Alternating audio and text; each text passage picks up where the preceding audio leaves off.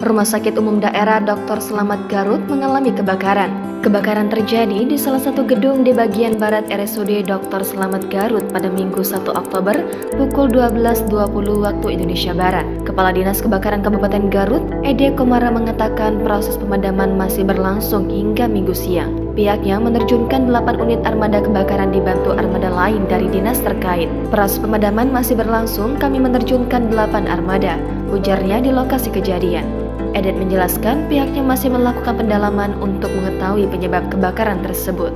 Pantauan tribunjabar.id, api muncul pertama kali di bagian gudang logistik. Kepulan asap membumbung tinggi hingga membuat panik pasien yang sedang menjalani rawat inap. Kepala Dinas Kesehatan Kabupaten Garut, Leli Yuliani mengatakan, evakuasi terhadap pasien rawat inap telah dilakukan. Mereka dipindahkan keluar ruangan yang dinilai lebih aman dari titik kebakaran. Saya baru memantau ke lokasi, pasien telah dipindahkan ke ruangan yang aman, ungkapnya.